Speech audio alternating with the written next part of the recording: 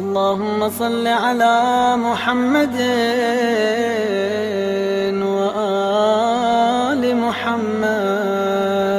بسم اللہ الرحمن الرحیم. هل يستوي الذين يعلمون والذين لا يعلمون. خداوند متعال قرآن مجید میں فرماتا ہے، آیا وہ لوگ جو پڑھے لکھے ہیں وہ لوگ جو پڑھے لکھے نہیں ہیں کیا وہ برابر ہیں؟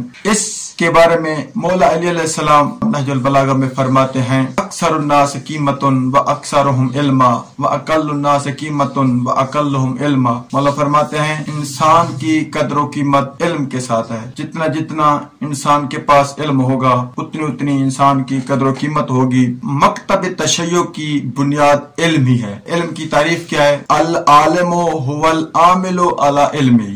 یہ علماء نے تعریف کیا، لیکن علم کیا ہے؟ علم کا معیار کیا ہے؟ ہم اپنے مولا علیہ السلام کی زبان میں سنتے ہیں. مولا فرماتے ہیں العلم حیات والجہل ممات. علم زندگی ہے، جہالت موت ہے. انسان کی زندگی علم کے ساتھ وابستہ ہے. جتنا جتنا انسان کے پاس علم ہوگا اتنی اتنی انسان کی قدر و قیمت ہوگی. ہر اچھائی کی بنیاد علم ہے اور ہر برائی کی بنیاد جہل ہے. مولا سے سوال کیا، مولا عالم کسے کہتے ہیں اور جہل کسے کہتے ہیں؟ عام انسانوں کے نزدیک ہم اسے عالم کہتے ہیں جو چل پھر رہا ہو، جس کی سانسیں چلتی ہوں، جو بول رہا ہو. مولا کے نزدیک کیا معیار ہے؟ مولا کے نزدیک علم کا معیار یہ نہیں ہے کہ انسان زندہ ہو. مولا کے نزدیک علم کا معیار یہ ہے کہ انسان کے پاس جتنا علم ہے انسان اس پر عمل کرنے والا ہو. مولا فرماتے ہیں کچھ لوگ علم کی وجہ سے زندہ ہیں، کچھ لوگ علم کی وجہ سے مردہ ہیں. وہ لوگ جو عالم ہیں لیکن وہ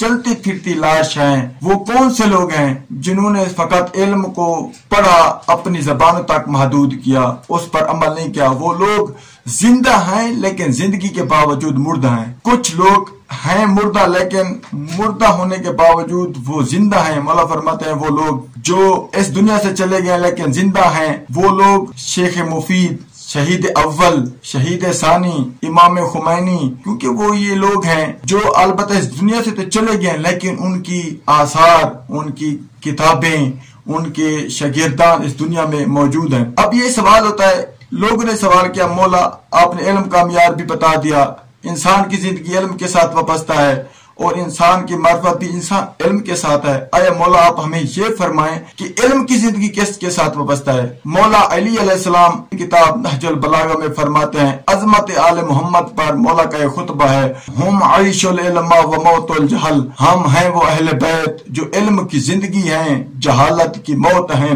علم جو بھی ہوگا وہی اہل بیت علیہ الصلوۃ والسلام کے گھرانے سے نکلے گا. جو اس کے علاوہ نکلے گا یعنی اہل بیت علیہ السلام کے گھرانے کے علاوہ ہوگا وہ جہل ہوگی، مثل مردہ انسان کے ہوگا جو بھی چیز ہوگی. اور ہم خدا کا شکریہ ادا کرتے ہیں، مکتب اہل بیت اس چیز پر فخر محسوس کرتے ہیں کہ ہمیں اللہ نے ایسے ہادی عطا کیے ہیں جن کے بارے میں سنا ہے، لولا علی لحلق فلاں، اگر علی نہ ہوتے تو میں ہلاک ہو جاتا.